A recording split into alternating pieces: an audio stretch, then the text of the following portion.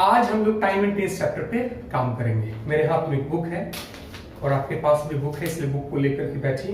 किताब का नाम है ऑक्सफोर्ड करंट इंग्लिश ग्रामर और इस बुक से हम टाइम एंड टेंस चैप्टर पे काम करने वाले हैं। किस चैप्टर पे काम करने वाले हैं? Time and tense. एक बात और मैं बता दूं कि टाइम एंड टेंस में जिस एक्सरसाइज पे आज हम काम करेंगे वो एक्सरसाइज है 23। एक्चुअली इस एक्सरसाइज की कुछ क्वेश्चंस को मैं सॉल्व करूंगा और फिर आपके लिए होमवर्क सेट करूंगा, इसलिए आप ध्यान से इन थ्योरीज को देखिए और समझने की कोशिश कीजिए कि कैसे क्वेश्चंस को सॉल्व किए जाते हैं। एक क्वेश्चन आपके सामने होगा, द प्राइम मिनिस्टर ब्रैकेट में है अराइव हियर नेक्स्ट मंथ और ये फुल स्टॉप है। सबसे पहले इस क्वेश्चन को सॉल्व करते हैं। जब भी टाइम एंड टेंस चैप्टर या किसी चैप्टर के क्वेश्चन को सॉल्व करना हो तो सबसे पहले क्वेश्चन को पढ़िए। तो क्वेश्चन पढ़ते हैं, the prime minister arrive here next month. और ये क्वेश्चन जो कि टाइम एंड टेंस चैप्टर का है, इसे सबसे पहले आपको टाइम को ढूंढना है। तो टाइम को ढूंढिएगा तो क्या मिलेगा? Next month. नेक्स्ट मंथ का मतलब क्या होता है? अगला महीना। यानी ये सेंटेंस जो है फ्यूचर टाइम को रिप्रेजेंट करेगा। ये तो तय हो गया। अब ध्यान से देखिए, हम लोग एक थ्योरी जानते हैं, जैसा कि टाइम एंड टेंस चैप्टर में आपने पढ़ा होगा कि जब कोई बड़े लेवल का वर्क होने का मतलब कि सबको पता होता है। प्रधानमंत्री का कोई दौरा, राष्ट्रपति का कोई दौरा, मुख्यमंत्री का कोई प्रोग्राम हो, परीक्षा का होना हो, या फिर गाड़ी यानी कि ट्रेन का खुलना, ये सब चीजें जो होती हैं वो बड़े लेवल की चीजें होती हैं। इनका टाइम पहले से फिक्स रहता है, इनके बारे में लोगों को पता रहता है। तो इस प्रकार का अगर कोई कार्य आ जाए तो आप इतना जानेंगे कि ये कार्य अगर फ्यूचर टाइम को रिप्रेजेंट करते हैं, ये तो करेंगे ही, कोई बात नहीं, फिर भी आप उसको सिंपल प्रेजेंट में रखते हैं। जैसे यहाँ पर सेंटेंस बोला कि प्रधानमंत्री जो है अगले मंथ यहाँ आएंगे, तो आप देखिए कि काम कब होने वाला है। तो यह काम फ्यूचर टाइम में होने वाला है, नेक्स्ट मंथ में होने वाला है। नेक्स्ट मंथ मतलब फ्यूचर टाइम को रिप्रेजेंट करेगा। लेकिन जब इसके टेंस की बात आएगी तो उसका टेंस क्या हो जाएगा? सिंपल प्रेजेंट हो जाएगा। यानी कि आपका सेंटेंस हो जाएगा, द प्राइम मिनिस्टर अराइव्स, क्या लिखे? अराइव्स हियर नेक्स्ट मंथ, ये आंसर हो जाएगा। लेकिन अगर कोई नॉर्मल स्टेटमेंट है, जैसे आई ब्रैकेट में है कम और यहां पर है हियर नेक्स्ट मंथ, एक नॉर्मल बात अगर हो रही है यहां पर, तो आप इसको सिंपल प्रेजेंट के साथ नहीं ले जा सकते हैं। तब आप इसको सिंपल फ्यूचर के साथ ले जाते हैं और तब आपको लिखना पड़ता है आई शैल कम हियर नेक्स्ट मंथ। ये अंतर समझना पड़ता है। वो ऐसा कार्य जिसका होना पहले से तय रहता है और वो बड़े लेवल का वर्क हो। अगर बड़े लेवल का वर्क होने का मतलब कि सबको पता होता है, राष्ट्रपति, प्रधानमंत्री, गवर्नर या फिर चीफ मिनिस्टर, ऐसे लोगों का जो प्रोग्राम होता है सबको पता रहता है, पहले से फिक्स रहता है। किसी परीक्षा का होना या फिर ट्रेन का खुलना या फिर मैच होना या फिर कोई बड़ा सा टूर्नामेंट होना, तो ऐसी घटनाएं सबको पता रहता है, सबको मालूम रहता है। तो वैसे स्थिति में ये तय है कि ये जो कार्य है आने वाले समय में होने वाला है, मतलब इसका टाइम फ्यूचर है, लेकिन फिर भी जब उसके टेंस की बात आती है तो हम सिंपल प्रेजेंट का यूज करते हैं। तो उसी थ्योरी के आधार पर यहाँ पर हमने सिंपल प्रेजेंट का यूज किया कि the prime minister arrives here next month. लेकिन जब इस सेंटेंस की बात आई तो आई शैल कम हियर नेक्स्ट मंथ, मैंने इसलिए लिखा कब यह बड़े लेवल का वर्क नहीं है। ठीक है, चलिए आगे बढ़ते हैं और एक सेंटेंस और मैं आपको दिखलाता हूँ। ये सेंटेंस देखिए, एक sentence while he played okay I work, यहां ब्रैकेट में है। इतना तो आपको पता है कि ब्रैकेट में जो वर्ब दिया हुआ है उसी में हमको चेंज करना है, बाकी सब ठीक है। तो सबसे पहले देखिए, व्हाइल एक शब्द होता है और आपको ये पता होना चाहिए कि व्हाइल के साथ कंडीशन है कि जब भी सेंटेंस में व्हाइल आ रहा है तो व्हाइल के साथ जो दोनों टेंस होता है, दोनों सेंटेंस होता है, उसका टेंस सेम रहता है। यानी कि ये किस टेंस में है? सिंपल पास्ट में। इसको भी हम किस में ले जाएंगे? सिंपल पास्ट में ले जाएंगे। यानी कि while he played I worked, ये इसका आंसर हो जाएगा। नेक्स्ट क्वेश्चन पे चलिए, come to the next question. एक क्वेश्चन और मैं दिखलाने वाला हूं आपको। क्वेश्चन आई ब्रैकेट में buy a car a month ago, full stop. ये देखिए क्या लिखा हुआ अगो, हमने आपको बताया है, ये आपको पहले से पता होगा। Ago, yesterday, last month, last year, last day, last Monday, last January, previous day, previous month, previous year, the day before yesterday, ये सब जो शब्द होते हैं वो हमेशा सिंपल पास्ट को रिप्रेजेंट करते हैं, यानी ये सब पास्ट इवेंट को रिप्रेजेंट करने के लिए होते हैं। अतः जैसे ही अगो आ जाए तो आप सिंपल पास्ट के साथ जाएंगे, यानी यहाँ पर आपका सेंटेंस हो जाएगा I bought a car a month ago. Next question पे आ जाइए, come to the next question. I bracket में है नोन हिम फॉर 10 years। इतना तो आपको पता है कि यहाँ पे फॉर सिंस का केस आ गया। तो जब फॉर सिंस की बात आती है तो आपके पास या तो प्रेजेंट परफेक्ट होता है या फिर आपके पास होता है प्रेजेंट परफेक्ट कंटिन्यूअस। अब सवाल उठता है कि कब प्रेजेंट परफेक्ट में जाए और कब प्रेजेंट परफेक्ट कंटिन्यूअस में जाए। तो चलिए हम दोनों एक बार ले चलते हैं आपको। मैंने यहाँ पर एक लिखा आई have known him for 10 years, और एक सेंटेंस में यहाँ पर लिखने जा रहा हूं I have been knowing him for 10 years। ये दोनों सेंटेंसेस को आप देख सकते हैं, लेकिन सबसे महत्वपूर्ण बात क्या है कि आपको पता होगा कि कुछ ऐसे वर्ब्स होते हैं जो कंटिन्यू नहीं करते हैं, यानी कि कंटिन्यूअस टेंस में नहीं जाते हैं। There are so many verbs which do not continue, means they are not kept into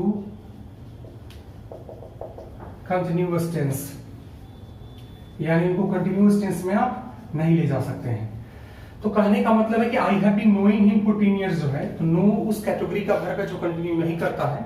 actually no continue नहीं करता, इसलिए नो को आप कंटिन्यूअस टेंस में नहीं ले जा सकते। We can not use know into any continuous tense, इसलिए ये नो जो है नोइंग वाले टेंस में नहीं जाएगा, इसलिए आप यहाँ पर ऐसा नहीं लिख सकते हैं। तो आपको सिर्फ और सिर्फ आई have known him for 10 years के साथ जाना पड़ेगा। हालांकि अगर कोई ऑर्डिनरी वर्ब होता है, वर्ब की कई कैटेगरियां होती है हमारे पास, वर्ब की कई कैटेगरीज हैं।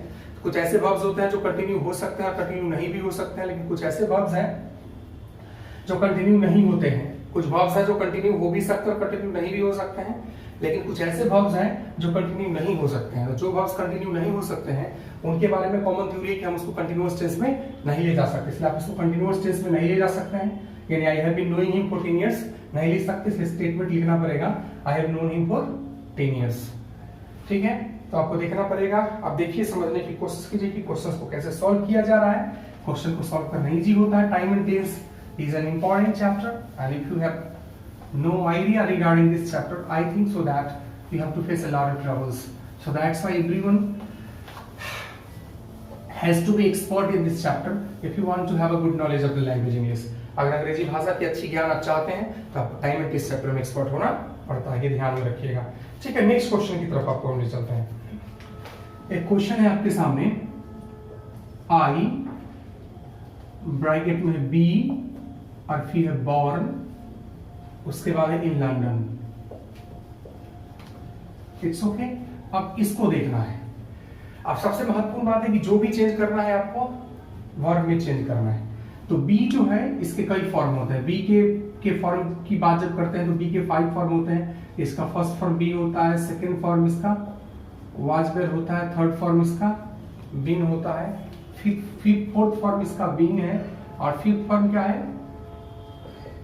इज एम आर है। आपको पता है कि बी वर्ब्स के रूप में हमारे पास 5 वर्ड होते हैं, इज, एम, आर, वाज और वेयर। चलिए, मेरा जन्म लंदन में हुआ, ये पास्ट की घटना, पास्ट इवेंट को रिप्रेजेंट कर रहा है, यानी यहाँ पर आपको पास्ट टाइम को रिप्रेजेंट कर रहा है। चूंकि आपको पास्ट टाइम को रिप्रेजेंट करना है इसलिए हम लोग पास्ट के साथ जाएंगे। तो पास्ट के साथ जाएंगे तो is, am, are, was, were में से बेहतर कौन होगा हमारे लिए? आई के साथ तो नॉर्मली आपको पता है कि वाज यूज करते हैं, इसलिए I was born in London, ये हो जाएगा। I am born in London का कोई मीनिंग होगा नहीं। आई के साथ इज का यूज कर नहीं सकते हैं, आई के साथ एम का यूज तो कर सकते हैं, लेकिन तो प्रेजेंट में आ जाएगा तो एक सेंटेंस मीनिंगफुल होना चाहिए, जो मीनिंगफुल हो नहीं रहा है। आई के साथ नॉर्मली वेयर का यूज करते नहीं, तो फिर आप वाज के साथ यहाँ पर जा सकते हैं। एक नेक्स्ट क्वेश्चन देखिए, आई विश, आई ब्रैकेट में बी अ किंग। यहां पर फिर आप देख रहे हैं कि बी आ गया, तो बी होने का मतलब आप बी वर्ब का यूज कर सकते हैं। बी वर्ब में कितने वर्ड्स होते हैं? तो देयर आर 5 वर्ड्स। कौन कौन वर्ड्स हैं? तो is am are was were. अच्छा, एक थ्योरी आपके पास होता है कि अगर कोई स्टेटमेंट है, अगर आप उसमें स्टेटमेंट में कल्पना करते हैं, इमेजिनेशन करते हैं, तो इमेजिनेशन के केस में आपके साथ वर्ब वर्ब का यूज करना पड़ता है। अगर मैं राजा होता, it's not a normal case, it is a case of imagination. ये किसका केस है? इमेजिनेशन का केस। तो जब बात किसकी आएगी? इमेजिनेशन की आएगी, तो वर्ब के साथ चाहिए। You have to go with verb, verb. अतः सेंटेंस हो जाएगा I wish I were a king. इसका मतलब काश में राजा होता। तो जब भी बात कल्पना की आएगी, जब भी बात इमेजिनेशन की आएगी, तो आप किसके साथ जाए? वर्ब के साथ जाइए।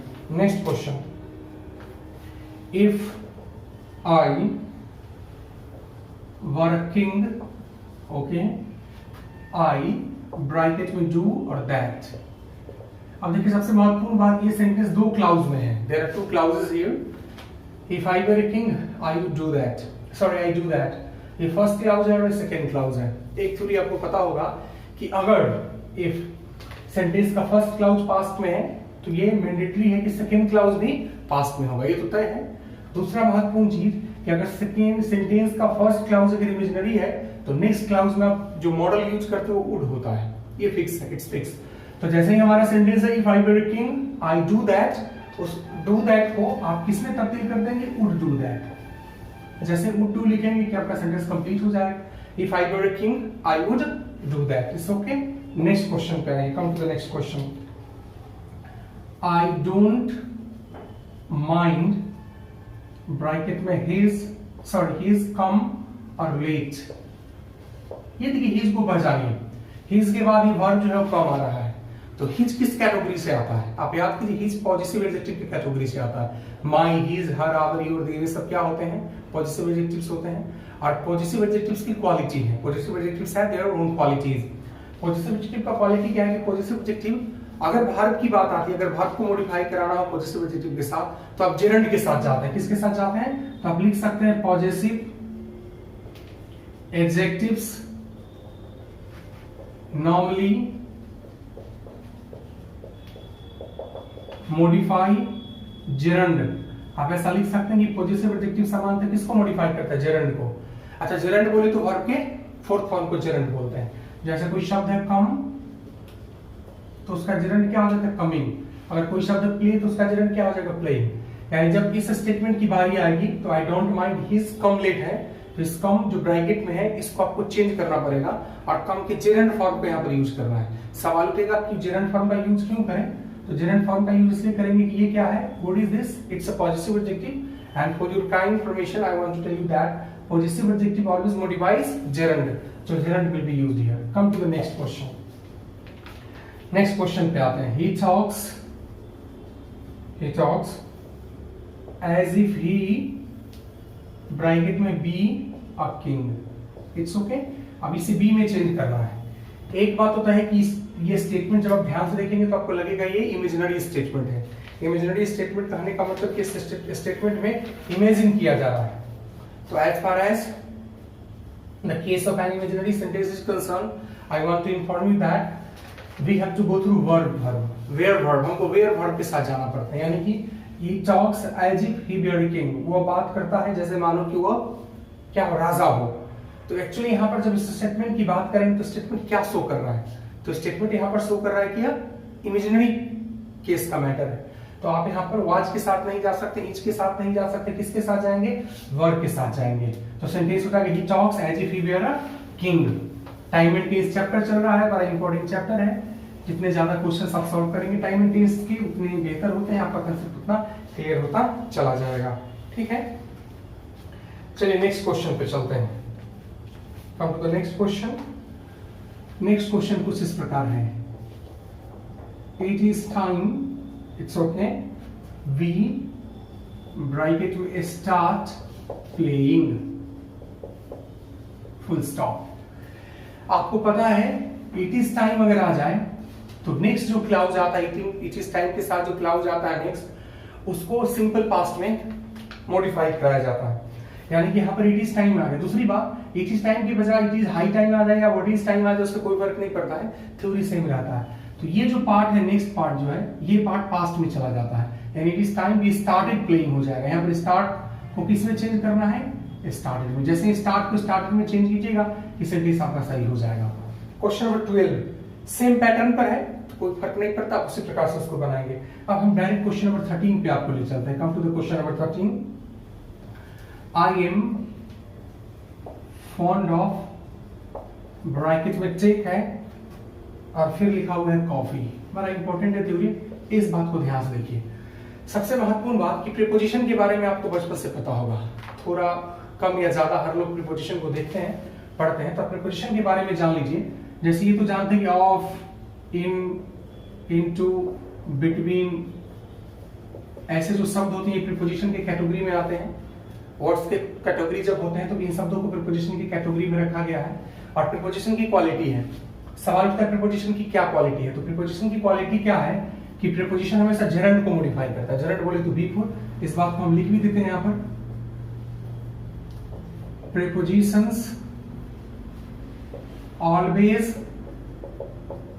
मॉडिफाई जेरंड, इसका मतलब प्रीपोजिशन हमेशा जेरंड को मॉडिफाई करता है। एक सवाल फिर आपके मन में आ सकता है, देयर में भी ये क्वेश्चन इन योर माइंड कि जेरंड क्या हुआ, तो वी फोर वर्ब के फोर्थ फॉर्म को जेरंड के रूप में जाना जाता है। यानी टेक है तो टेक का जेरंड क्या हो जाएगा, आप ही बताओ, टेकिंग। अच्छा उसी प्रकार अगर कोई शब्द प्ले, तो प्ले का जेरंड क्या हो जाएगा, प्लेइंग। अगर लाफ कोई शब्द है तो लाफ का जेरंड क्या हो जाएगा, लाफिंग। तो सेंटेंस हो गया I am fond of take coffee. तो ऑफ क्या होता है, ऑफ प्रीपोजिशन है और प्रीपोजिशन को क्या मॉडिफाई करना है, जेरंड मॉडिफाई करना है। प्रीपोजिशन किसको मॉडिफाई करता है, जेरंड को मॉडिफाई करता है। इसलिए आई am fond of taking coffee करके स्टेटमेंट यहां पर हो जाएगा। कोई भी सेंटेंस आ जाए, जैसे I am interested, I am interested in dash cricket. Option में यहां पर आ गया, अगर ब्रैकेट दिया हो रहा है प्ले, तो सवाल तक कुछ ना कुछ तो यहाँ पे डालना पड़ेगा। तो आप ध्यान से देखिए, आई एम इंटरेस्टेड इन, ये इन क्या है, प्रीपोजिशन है। तो प्रीपोजिशन किसको मॉडिफाई करता है, जेरंड को मॉडिफाई करता है। तो जेरंड को मॉडिफाई करेगा तो प्ले का जेरंड क्या होगा, प्लेइंग होगा। तो ये वर्ब का जो फोर्थ फॉर्म होता है उसी का यूज जेरंड के रूप में भी किया जाता है। तो यहाँ पर आपको क्या लिखना पड़ेगा, प्लेइंग लिखना पड़ेगा। जैसे ही आप प्लेइंग लिखोगे कि आपका स्टेटमेंट जो है वो क्या हो जाएगा, करेक्ट हो जाएगा। It's okay. Come to the next question, अगले क्वेश्चन पर आइए। नेक्स्ट क्वेश्चन है द मैन वाज, ब्रैकेट में है शॉर्ट डेड। एक बार जान लीजिए पैसिव, पैसिव सेंटेंस की जब बात करते हैं आपको पता होगा कि नॉर्मली सेंटेंसेस को दो पैटर्न पे रखा जाता है, एक्टिव पैटर्न और पैसिव पैटर्न। पैसिव पैटर्न की खासियत है, क्वालिटी कि पैसिव पैटर्न हमेशा V3 को मॉडिफाई करता है, यानी बिना V3 का कोई पैसिव पैटर्न हो ही नहीं सकता है। तो the man that shoot dead, मतलब आदमी को गोली मार दी गई, गोली मारकर उसकी हत्या कर दी गई।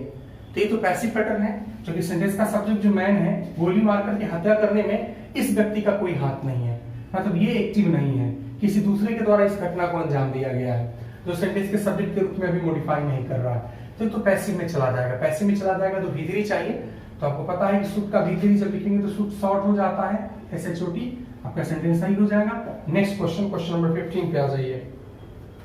सेम क्वेश्चन है, he was seriously, ब्रैकेट में बीट। अब इसको चेंज करना है, बीट को सुधारना है, बीट में इंप्रूवमेंट लाना है। तो सेंटेंस क्या हो जाएगा, he was seriously beaten हो जाएगा, मतलब उसे गंभीरतापूर्वक पीटा गया। ये पैसिव पैटर्न होगा, पैसिव है, क्योंकि बोला क्या जा रहा है, उसको पीटा गया, तो पीटने वाला तो कोई और है। ये जो सब्जेक्ट है ये तो एक्टिव नहीं है, पैसिव है, क्योंकि इसको तो इसने तो पिटाई खाने का काम किया है, पीटने का काम तो किसी और ने किया है। तो जब भी सेंटेंस का दिया गया वर्ब अगर सेंटेंस के सब्जेक्ट के सब अगर सेंटेंस में दिए गए वर्ब को सेंटेंस का सब्जेक्ट परफॉर्म करता है, if the given verb of the sentence is performed by the subject of the sentence, means the sentence is active. If the given verb is not performed by the given subject of the sentence, then the sentence is considered to be a passive sentence। इसका मतलब sentence passive है, तो passive है तो आपको पता है कि पैसिव में V3 चाहिए, तो V3 चाहिए तो यहाँ पर आपको बीटन के साथ जाना पड़ेगा। जैसे बीटन के साथ जाएंगे कि आपका सेंटेंस सही हो जाएगा। टाइम एंड टेस्ट चैप्टर है, बहुत इंपॉर्टेंट चैप्टर है, इसके एक क्वेश्चन को समझना पड़ता है। अगर ये चैप्टर को समझ लेते हैं आप, इसका मतलब आपकी अंग्रेजी अच्छी हो जाती है। और भी क्वेश्चन हम सॉल्व करने वाले हैं, क्योंकि आज मैं होमवर्क सेट करूंगा, इसलिए क्वेश्चंस को सॉल्व कर रहा हूं। और अगली क्लास से कोई नए चैप्टर पे चलेंगे, इसलिए जितना ज्यादा हो सके उतना ज्यादा से ज्यादा आप क्वेश्चंस को देखिए, बेहतर होगा आपके लिए। ठीक है। 16 क्वेश्चन उसी प्रकार है, the life of the girl could not. तो आपको पता है कि मॉडल की जब बात करते हैं तो मॉडल को जब पैसिव फॉर्म में ले जाते हैं, बुक आपके हाथ में आप देख सकते हैं, तो B+B3 लगाते हैं, तो सेंटेंस क्या हो जाएगा, the life of the girl could not be saved हो जाएगा। It's okay. Next question number 17 पे भी चलिए, सेम पैटर्न है, पैसिव पैटर्न है। The thief was arrested. Was arrested इसलिए हुआ क्योंकि चोर को गिरफ्तार किया गया, तो पैसिव है। क्योंकि चोर को गिरफ्तार किया गया, गिरफ्तार करने का काम चोर के द्वारा नहीं परफॉर्म किया जाता है, किसी और के द्वारा परफॉर्म किया जाता है, इसलिए सेंटेंस पैसिव पैटर्न को फॉलो करता है, इसलिए सेंटेंस हो जाएगा the thief was arrested. Next question है हिंदी ब्रैकेट में स्पीक इन बिहार। अब आप देखिए ध्यान से, जैसे सेंटेंस 18 नंबर क्वेश्चन है, हिंदी ब्रैकेट में स्पीक इन बिहार। ठीक है, आप क्या क्या कर सकते हैं, मान लीजिए आप लिख देंगे हिंदी स्पीक्स इन बिहार, तो इसके मीनिंग पे जाइए तो आपको इसका कोई मीनिंग नहीं निकलेगा। हिंदी बिहार में बोलता है या हिंदी बिहार में बोलती है, ऐसा कोई स्टेटमेंट नहीं होता है।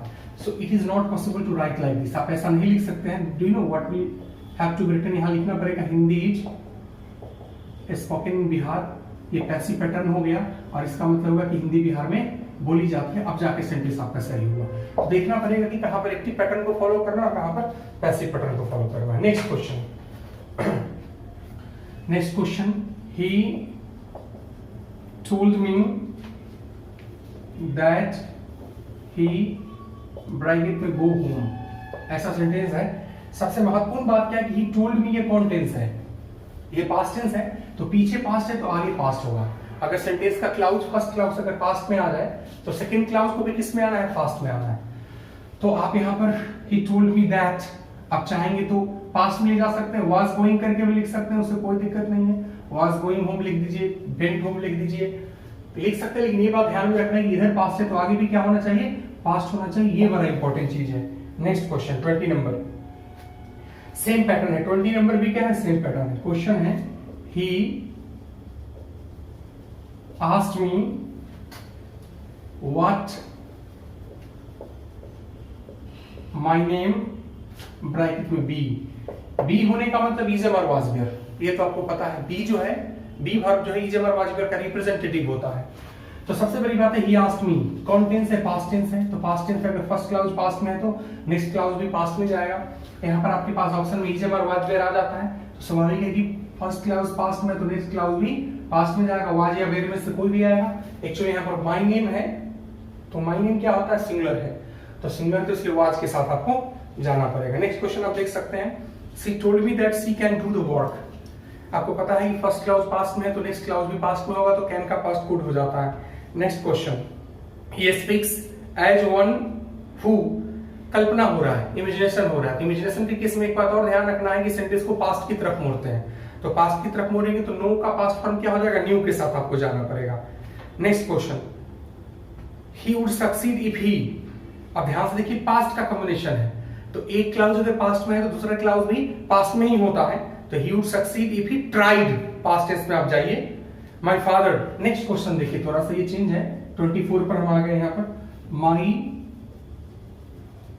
फादर ब्रैकेट में बी 80 नेक्स्ट मंथ, और यहाँ पर फुल स्टॉप। अब ध्यान से देखने वाली बात क्या है कि my father be 80 next month है, यानी फ्यूचर टाइम को रिप्रेजेंट करता है, तो शैल विल के साथ आप जाएंगे, यानी बताना चाहते हैं कि मेरे पापा अगले महीने 80 के हो जाएंगे, तो यहाँ पर आप विल बी के साथ जा सकते हैं, स्टेटमेंट को विल बी लिखेंगे तो बेहतर होगा। Next question, next question, he will bracket में हैव टू गो होम, ये ठीक है, आप हैव के साथ ही जाइए, क्योंकि शैल विल के बाद जो वर्ब आता है, शैल विल क्या है, मॉडल है। देयर आर 13 मॉडल्स, 13 मॉडल्स होते हैं, और मॉडल्स की सबसे बड़ी क्वालिटी है कि मॉडल्स के बाद जो वर्ब आता है वो हमेशा V1 आता है। इट्स ओके, तो he will have to go home, यानी विल के बाद हैव का यूज ही होगा। It's okay. Next question, he bracket में write a book on Tagore, sorry he write a book on the poetry of Tagore, question आपके पास है। अब सबसे महत्वपूर्ण बात है कि आप इस स्टेटमेंट को कई तरीका से ले जा सकते हैं। जैसे मान लीजिए कि किसी व्यक्ति ने टैगोर की पोएट्री पर किताब लिख दिया हो, मतलब उसकी किताब लिखने का काम समाप्त हो, तो ऑटोमेटिकली आप पास्ट टेंस में ले जाएंगे, तो क्या होगा, he wrote a book on the poetry of Tagore. अगर कोई व्यक्ति लिख रहा हो, लिखने का काम जारी हो, तो क्या लिख सकते हैं, he is writing a book on the poetry of Tagore. और ऐसा भी तो हो सकता है कि इस काम को आने वाले समय में परफॉर्म किया जाएगा, तो आप फ्यूचर टाइम के सहारे भी जा सकते हैं, इसलिए he will write a book on the poetry of Tagore भी लिख सकते हैं। It's okay. Next question, if I were Nightingale, फिर रिपीट हो रहा है क्वेश्चन, अगर मैं बुलबुल चिड़िया होता या होती, कल्पना हो रहा है, इमेजिनेशन हो रहा है, तो रूल है कि जब इमेजिनेशन हो जाए तो आगे वाले पार्ट में, नेक्स्ट पार्ट में जो मॉडल यूज करते हैं वो वुड मॉडल होता है। अतः कंप्लीट सेंटेंस को सुनिएगा, if I were Nightingale I would Singh day and night. It's okay. Next question पे आ जाइए, द कॉलेज ब्रैकेट में रीओपन इन जुलाई एवरी ईयर। एवरी ईयर का मतलब क्या होता है? प्रत्येक साल। जहां भी एवरी लग गया है, एवरी ईयर प्लस टाइम आ जाए, इसका मतलब काम बार बार होता है, काम के बार बार होने को रिप्रेजेंट करता है। तो जैसे ही काम के बार बार होने को रिप्रेजेंट कर रहा है, इसका मतलब हैबिट का रिप्रेजेंटेटिव है। तो हैबिट का रिप्रेजेंटेटिव है तो किस टेंस के सहारे जाना पड़ेगा? सिंपल प्रेजेंट के सहारे जाना पड़ेगा, यानी कि द कॉलेज रीओपन्स करके आप लिखेंगे।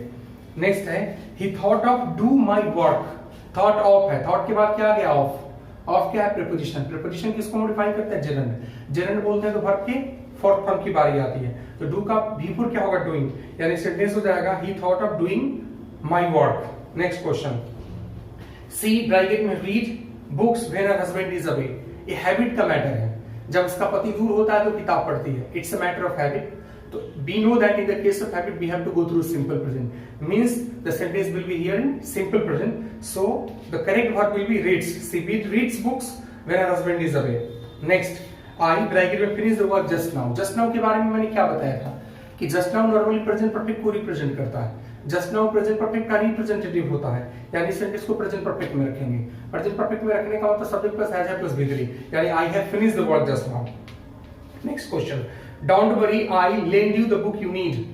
Don't worry imperative सेंटेंस है, तो एक सेंटेंस अगर imperative हो जाता है तो नेक्स्ट सेंटेंस जो है, यानी कि नेक्स्ट क्लाउज जो है, सेंटेंस का नेक्स्ट पार्ट जो है वो मीनिंग पे डिपेंड करता है। जैसा मीनिंग आ रहा है उसी मीनिंग के आधार पर हम उसको मॉडिफाई कराते हैं। तो don't worry I shall lend you भी लिख सकते हैं यहाँ पर, चिंता मत करो मैं तुम्हें किताब उधार दूंगा जब तुम्हें इसकी आवश्यकता पड़ेगी। नेक्स्ट क्वेश्चन, दे, इस क्वेश्चन को जरा देख लीजिए, हम लोग 33 नंबर क्वेश्चन पर है। दे ब्रैकेट में है not find him the day before yesterday. अब सबसे पहले टाइम एंड टेंस के क्वेश्चन को सॉल्व करने के लिए आपको टाइम को ढूंढना पड़ता है। जब टाइम को ढूंढेंगे तो क्या हो गया? The day before yesterday. The day before yesterday किस टाइम का रिप्रेजेंटेटिव है? तो पास्ट टाइम का। तो जब आप पास्ट टाइम की करते हैं तो हम इसको सिंपल पास्ट में रखेंगे, यानी कि सेंटेंस क्या हो जाएगा? दे did not find him। ये तो आपको पता ही होगा, बाकी चीज ठीक है। It's okay. नेक्स्ट क्वेश्चन पे आ जाइए, after you go I went to sleep. Past tense के दो सेंटेंसेस अगर एक साथ आते हैं तो कई सारे थ्योरी है, जिसमें से एक नॉर्मल थ्योरी है कि एक क्लाउज को आप सिंपल पास्ट में रखते हैं, दूसरे क्लाउज को आप पास्ट परफेक्ट में रखते हैं। हालांकि जरूरत पड़ने पर दोनों क्लाउजेस को सिंपल पास्ट में भी रखे थे, एक को सिंपल पास्ट और एक को पास्ट कंटिन्यूअस में भी रखे थे, लेकिन यहाँ पर नॉर्मल केस है इसलिए एक पास्ट परफेक्ट में हो जाएगा। इसलिए ब्रैकेट वाला जो वो है after you had gone I went to sleep करके बनाएंगे। Next question, when I last see him he was living in France. Sentence जो है दो क्लाउज से बना हुआ है, एक क्लाउज पास में है तो दूसरे क्लाउज को भी पास्ट में ले जाइए, इसलिए आई लास्ट सॉ लिख लीजिए, बेहतर होगा। I don't know who bracket में ब्रिंग हिम अप। मुझे पता नहीं कि किसने उसका पालन पोषण किया। नॉर्मल स्टेटमेंट है, पास्ट टेंस में आप इसको ले जाएंगे, ब्रिंग का सेकंड फॉर्म ब्रॉट होता है। I was bake by my mother. By my mother लग गया, सेंटेंस का सब्जेक्ट आई है, इसका मतलब पैसिव पैटर्न है। आपको पता है पैसिव पैटर्न है तो हम जानते हैं कि भी3 के साथ जाना पड़ता है। इजमर वाजिबल प्लस भी3 जो है पैसिव का रिप्रेजेंटेटिव होता है, वो आज पहले से उपलब्ध है, तो वेक वोकन करके आप यूज कर सकते हैं। डोंट लाई या ले ऑन द डैम ग्राउंड। आपको पता है कि डू डज इट के बाद वर्ब के अगर किसी फॉर्म को फॉलो करते हैं तो V1 के साथ जाते हैं, V1 के साथ आप चले जाइए। ही होप्ड दैट ही ब्रैकेट में have not made a mistake. Hoped क्या है? पास्ट है, तो फर्स्ट क्लाउज अगर पास्ट में आ गया तो सेकंड क्लाउज भी किस में जाएगा? पास्ट में जाएगा। हैव का पास्ट क्या होता है? तो he hoped that he had not made a mistake हो जाएगा। नेक्स्ट है, if I were a king I be happy. Last question है इस एक्सरसाइज का, if I were a king I bracket में बी हैप्पी। आपको अच्छे से पता है कि कोई सेंटेंस अगर दो क्लाउड से मिलकर के बना होता है, अगर एक क्लाउड अगर फर्स्ट क्लाउड इमेजिनरी है तो सेकंड क्लाउड में हम सिर्फ और सिर्फ वुड मॉडल का प्रयोग करते हैं, यानी कि बी जो है वो किसमें कन्वर्ट हो जाएगा? वुड बी में। If I were a king I would be happy. तो ये एक्सरसाइज नंबर 23 को मैं डिस्कस कर रहा था। टाइम एंड टेंस है, एक्सपोर्ट कंटिन्यूअस ग्रामर से टाइम एंड टेंस का ये लास्ट चैप्टर है, तो हम आशा करेंगे कि अगले दिन इस चैप्टर को आप बनाइए। यानी आपको मैं होमवर्क के रूप में आपके लिए सेट कर रहा हूं ऑक्सफोर्ड करंट इंग्लिश ग्रामर से एक्सरसाइज नंबर 23, जिसको अगली क्लास में मैं चेक करूंगा। इसको चेक करने के बाद मैं कोई न्यू चैप्टर स्टार्ट करूंगा, लेकिन ये टाइम एंड टेस्ट चैप्टर आपको आना चाहिए। अगर ये चैप्टर अच्छे से आता है तो आने वाले चैप्टर को आप आसानी से पढ़ सकते हैं। लेकिन तत्काल अभी क्लास को मैं एंड कर नहीं रहा हूँ। एक्चुअली पिछले क्लास में मैंने कुछ होमवर्क सेट किया था, तो मैं चाहता हूँ कि उस होमवर्क को चेक कर लूँ, ताकि आपको अगर किसी प्रकार की परेशानी हो तो आपका कंसेप्ट क्लियर हो जाए। नेक्स्ट क्लास से होमवर्क को चेक करने के बाद हम लोग फिर नए चैप्टर पे चलेंगे। तो चलिए एक्सरसाइज नंबर 22 पे आता है, इसको चेक करते हैं। आप आंसर को मिलाइए। एक्सरसाइज नंबर क्या है आपको पता है पहले से, एक्सरसाइज 22। चलिए एक एक करके क्वेश्चन सॉल्व करते हैं। सबसे पहला क्वेश्चन है, he usually sing in his bath. Habit का मामला है, सिंपल प्रेजेंट में जाएगा, इसलिए बात आंसर की आएगी। तो आप सिंग्स के साथ चली जाइए। आपको पता है पिछले दिन भी मैंने डिस्कस किया था। सी हैबिचुएटली है, हैबिट का मैटर है, तो सिंपल प्रेजेंट में जाएगा, इसलिए कम्स के साथ जाइए। C read the newspaper every morning है, एवरी आ गया, ये भी किसको रिप्रेजेंट करता है, हैबिट को, इसलिए सिंपल प्रेजेंट के साथ ही आपको जाना पड़ेगा। ही नेवर स्मोक है, स्मोक्स, तो सिंपल प्रेजेंट के साथ जाएंगे, क्योंकि आदत की बात हो रही है तो स्मोक्स के साथ जाना पड़ेगा। ऑनेस्टी पता है, बी है, बी लिखा हुआ है, तो बी के लिए आपको इजेमार का सहारा लेना पड़ता है। इजेमार आवाज में ये यूनिवर्सल ट्रूथ का मामला है, यूनिवर्सल ट्रूथ के केस में प्रेजेंट के साथ जाना पड़ता है, honesty is the best policy होगा। हु डैश अमेरिका, यहाँ पर डिस्कवर्ड होगा, क्योंकि घटना जो बीत चुकी है, इसलिए इसको पास्ट टेंस में ले जाना पड़ेगा। न्यूटन, सेम क्वेश्चन है, न्यूटन ने भी ग्रेविटेशनल लॉ को डिस्कवर कर दिया है, ये घटना बीत चुकी है, इसलिए इसको भी पास्ट टेंस में ले जाना पड़ेगा। I dash not him for a long time, for since आ गया, इसलिए हैव नॉट सीन के सहारे जाइए आप। परफेक्ट या परफेक्ट कंटिन्यूअस में ही बेहतर होता है कि आप सेंटेंस को ले जाएं। My mother has just gone, has just gone out करके सेंटेंस को लिखेंगे।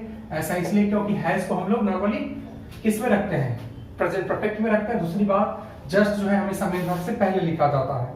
10 नंबर, एगो है लगा हुआ सेंटेंस में, इसलिए केम के सहारे आप जाइए, केम लिखिए, क्योंकि एगो किसका रिप्रेजेंटेटिव होता है, सिंपल पास्ट का रिप्रेजेंटेटिव होता है।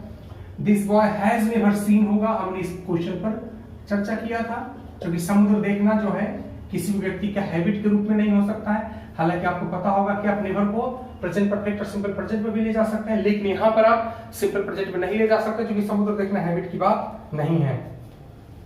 यहाँ पर हो जाएगा हैड डाइड, पास्ट की दो घटनाएं जब एक साथ आती है तो उसके कॉम्बिनेशन में एक को रखना पड़ता है पास्ट परफेक्ट और दूसरे को नॉर्मली सिंपल पास्ट में रखते हैं। 13 नंबर क्वेश्चन भी सेम पैटर्न है, इसलिए इसको आप लिखेंगे हैव फेल्ड। 14 नंबर क्वेश्चन की बारी आएगी, हियर सेल्फ बिफोर आई केम, चूंकि एक पास्ट परफेक्ट ऑलरेडी है तो दूसरा सिंपल पास्ट में जाएगा। दे, यहाँ पर अब आपके ऊपर डिपेंड करता है, या तो आप हैव लिव्ड लिखिए या फिर हैव बीन लिविंग भी लिख सकते हैं, कोई फर्क नहीं पड़ता है, क्योंकि सिंस पर है तो दोनों टेंस का आप सहारा ले सकते हैं। 16 नंबर क्वेश्चन में हो जाएगा हैव फिनिश्ड। हैव फिनिश्ड इसलिए होगा क्योंकि आगे यूज किया गया है जस्ट नाउ। जस्ट नाउ हमेशा यानी ऑलवेज आप देख सकते हैं कि प्रेजेंट परफेक्ट को मॉडिफाई करता है। 17 में हैड लेफ्ट हो जाएगा, ये पास्ट वाला कॉम्बिनेशन है, एक सिंपल पास्ट है तो एक पास्ट परफेक्ट में जाएगा नॉर्मली। 18 क्वेश्चन भी हैड लेफ्ट हो जाएगा, ये पास्ट का कॉम्बिनेशन है, आपको पता है। Next 19 number question, when he here the sad news he was weeping लिखेंगे। आपको एक बात पता है कि एक सेंटेंस अगर सिंपल पास्ट में होता है दूसरे में पास्ट कंटिन्यूअस के सहारे ले जा सकते हैं। Next 20 number question, he had sold, sold इसलिए लिखना पड़ेगा कि हैज के बाद वर्ब है तीसरे फॉर्म का यूज करते हैं, तो इसको हैज सोल्ड करके लिखेंगे। आते हैं क्वेश्चन नंबर 21 पे, I shall teach him if he comes हो जाएगा, एक सिंपल फ्यूचर है तो एक सिंपल प्रेजेंट में चला जाएगा, इट्स ओके। क्वेश्चन नंबर 22 पे आ जाइए, beat him if he beats you, condition है, शर्त है, इफ लगा हुआ है, इफ देन अनलेस अनटिल ये सब कंडीशन को रिप्रेजेंट करता है, कंडीशन को रिप्रेजेंट करेगा तो सिंपल प्रेजेंट में जाएंगे। 23 में आ जाइए, हिज फादर डाइड हो जाएगा, यस्टरडे लगा हुआ है जो कि सिंपल पास्ट को रिप्रेजेंट करता है। 24 एक प्रेजेंट है तो एक सिंपल फ्यूचर में चला जाएगा, इसलिए आई शैल फॉरगिव के सहारे जाना पड़ेगा। 25 ही हैड लेफ्ट लिखना पड़ेगा, हैड लेफ्ट इसलिए लिखना पड़ेगा कि एक आप देख सकते हैं कि सिंपल पास्ट है तो एक पास्ट परफेक्ट हो जाएगा। 26 में टूर, इस क्वेश्चन पर हम लोग चर्चा कर चुके थे, क्योंकि हैबिट का कोई वर्ड नहीं जो हैबिट को रिप्रेजेंट करे, हैबिट रिप्रेजेंटेटिव कोई वर्ड आता तो टीएस के साथ जाते, नहीं तो नॉर्मली यहाँ पर हम लोग टूर लिखेंगे। 27 में आ जाइए, द सन वाज शाइनिंग यहाँ पर लिख सकते हैं, आपको पता है कि एक सिंपल पास्ट के साथ हम पास्ट कंटीन्यूअस को एडजस्ट कर सकते हैं। 28